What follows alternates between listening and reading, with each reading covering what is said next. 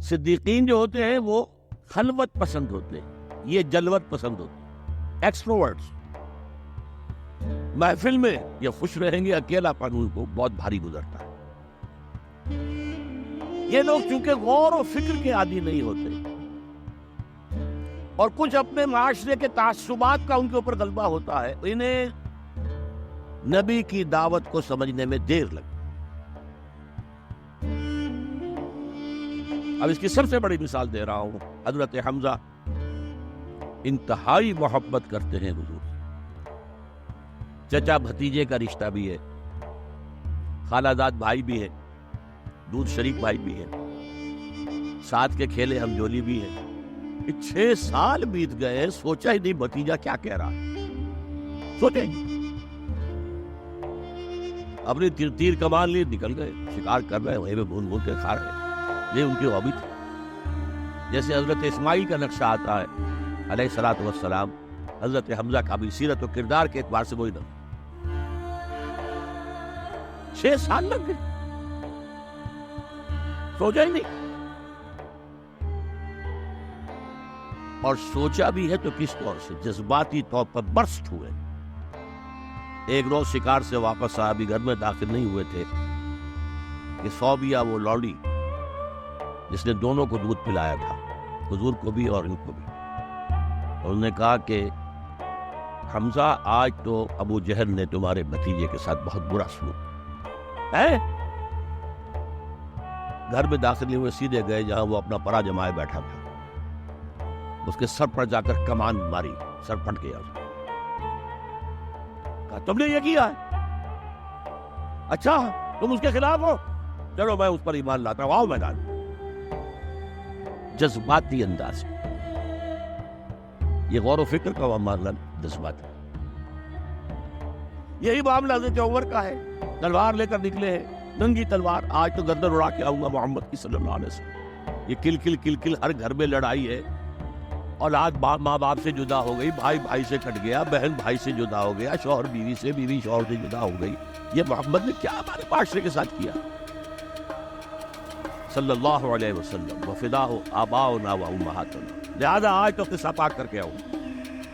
وہ بھی اسی طرح کے تھے، پہلوان قسم کے آدمی، ادھر اس کو کندھا مارا، ادھر اس سے لڑے، ادھر اس سے کشتی کر رہے، اس طرح کے آدمی تھے۔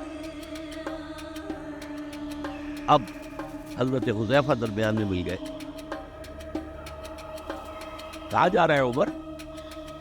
کیا آج محمد کا بس میں قصہ پاک کرنے جا رہا ہوں صلی اللہ علیہ وسلم۔ وہ ایمان لا چکے تھے، انہیں پتہ نہیں تھا۔ وہ کہ تم محمد کو جا رہے ہو قتل کرنے، اپنی بہن اور بہنوئی کو تو جا کے دیکھو، وہ ایمان لا چکے ہیں، فاطمہ بنت خطاب اور سعید ابن زید۔ اب جو انہیں غصہ چڑھا ہے، آگ بگولا ہو کر آئے، دروازہ پیٹا ہے، وہاں اندر میاں بیوی بیٹھے ہوئے، سورہ شعراء کی آیات، سورہ طٰہٰ کی آیات نازل ہوئی تھی، اور حضرت خباب بن الارت آئے تھے وہاں پہ انہیں پڑھانے کے، تو پڑھا رہے تھے۔ باہر وہ اوپر آ گئے، انہیں تو کہیں چھپایا، دروازہ کھلا، کیا پڑھ رہے تھے تم؟ یہ چپ۔ بہنوئی کے تھپڑ مارا دوست، بہن درمیان میں اس کے تھپڑ مارا، بہن کا ایک جملہ، عمر چاہے تم ہمیں ہلاک کر دو، اب جو دین ہم نے اختیار کیا ہم نہیں چھوڑنے والے۔ موم ہو گیا۔ یہ صنف نازک، اس میں اتنا تمخب کہاں سے آ گیا؟ عرب کے اس معاشرے میں عورتوں کا مقام کیا تھا؟ ان کی کوئی حیثیت تھی کہ مردوں کے سامنے بول سکے؟ اچھا کیا پڑھ رہے تھے مجھے بتاؤ؟ نہیں تم نجس ہو، وہ کلام پاک ہے، تم نہیں پڑھ سکتے، نہاؤ، غسل کرایا، پھر سورہ طٰہٰ کی آیات پڑھی، مان لے آئے۔ جو تلوار ننگی کر کے دے جا رہے تھے، اس کو جیسے غلاموں کا رواج تھا کہ وہ تلوار کو اپنی گردن کے اندر لٹکاتے تھے، وہ لٹکا کر لے کر گئے۔ یہ شہداء ہیں۔ ہماری امت کے عظیم ترین صدیق ابو بکر اور عثمان رضی اللہ تعالی عنہما، اور عظیم ترین شہداء حمزہ اور عمر رضی اللہ تعالی عنہ۔ اب آئیے آخری مرحلہ میری گفتگو کا۔ جن لوگوں نے حضور کا ساتھ دیا اور ساتھ دینے میں یہ شہداء آگے نکل جاتے، صدیقین پیچھے رہ جاتے. یہ غور و فکر کرنے والے، وہ جو اقبال نے کہا نا کہ لاکھ حکیم سر بجیب ایک کلیم سر بکف، تو یہ جو ہوتے ہیں شہداء یہ سر بکف والے لوگ ہیں، تو یہ آگے نکل جاتے تھے. لہذا حضرت عمر کے ایمان لانے پر پھر مسلمانوں نے مسجد کے اندر آ کر اور کھلا صحن کعبہ کے اندر آ کر نماز پڑھی. اور جب ہجرت کے لیے نکلے ہیں تو اعلان کر، باقی چھپ کے نکلتے تھے صحابہ، چھپ کر، پتہ لگ گیا کسی کو. اور آپ نے آ کر وہاں 2 رکعت نماز پڑھی اور کہا دیکھو میں جا رہا ہوں، ہجرت کر رہا ہوں، اگر کسی کی خواہش ہو کہ اس کی ماں اسے روئے تو آئے اس پہاڑ کے پیچھے میرا مقابلہ کر لے، روک لے مجھے. تو یہ تھے حضرت عمر. لیکن اب جو بات کہہ رہا ہوں، جنہوں نے ساتھ دیا اور اس میں اپنی جانیں دے دی، اس کام میں، اس شہادت علی الحق میں، اس شہادت علی الناس میں، اس شہادت للہ میں اپنی جانیں دے دی، وہ گویا کہ کوالیفائی کر گئے کہ انہیں شہید کہا جائے، گواہ اللہ کا کہا جائے. اب حضور کی آنکھ بند ہو رہی ہے. سب سے بڑی اگریو پارٹی کون سی تھی؟ مشرکین مکہ، مشرکین عرب، جن کو کہ حضور کے آخری سال جو تھا زندگی کا، اس میں جو یہ دھمکی دے دی گئی تھی 4 سال 4 مہینے کی مہلت ہے، ایمان لاؤ گے تو ٹھیک ہے ورنہ قتل عام ہو جائے. اب وہ جو سر اپنا دبک کر بیٹھ گئے تھے، اب وہ کھڑے ہوئے. This is the time to strike back. جھوٹے نبی کھڑے ہو گئے، زکات نہیں دیں گے. ارتداد، نوٹ کیجئے میری بات، اذا جاء نصر اللہ والفتح ورأیت الناس يدخلون فی دین اللہ افواجا، اور حضور کے انتقال کے بعد یخرجون من دین اللہ افواجا، نکل گئے اللہ کے دین سے فوج در فوج. یہ وقت تھا، ابو بکر کھڑے ہوئے ہیں، آہنی عزم والا شخص، بہت منحنی سے انسان، کمزور سے انسان، رقیق القلب انسان، لیکن عزم کوہ ہمالیہ والا تھا اندر.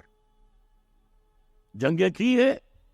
عمر جیسا شخص بھی کہہ رہا ہے رضی اللہ تعالیٰ عنہ کہ دیکھیے مصلحت دیکھیے، آپ نے جیش اسامہ کو روانہ کر دیا ہے، ٹھیک ہے، حضور نے تیار کیا تھا، آپ نے کہا میں کیسے روک لوں.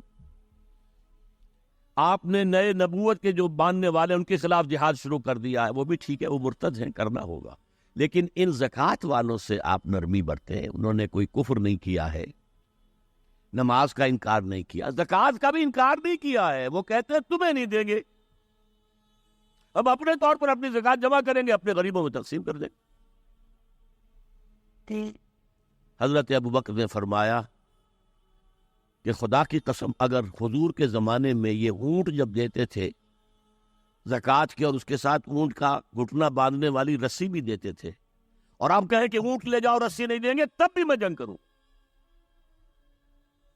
ایبدل الدین وانا حی، یا دین میں ترمیم ہو جائے گی جبکہ میں ابھی زندہ ہوں، اور اگر کوئی میرے ساتھ نہیں جائے گا تو میں اکیلا جاؤں.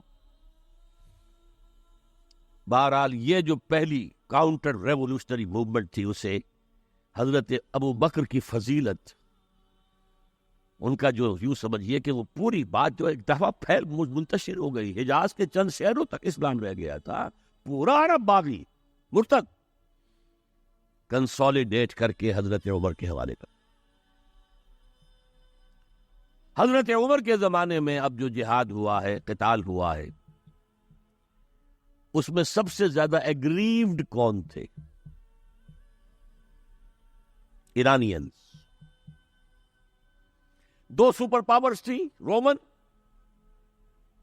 اس کی 3 میں سے 2 ٹانگیں توڑ دی تھی، تیسری انٹیکٹ تھی. 3 ٹانگیں کون سی تھی؟ نارتھ افریقہ پورا اس کے پاس تھا، وہ نکل گئے. ویسٹ افریقہ، شام، ترکی، فلسطین کا علاقہ اس کے پاس تھا، وہ نکل گیا، مسلمان لے گئے. اب رہ گیا یورپ کا، ایسٹرن یورپ. لیکن سلطنت ایران کی دنجیاں بکھر گئی، ختم، نسیہ منسیہ. اگریوڈ پارٹی تو دوسری کاؤنٹر ریولوشنری موومنٹ ایران سے آئی.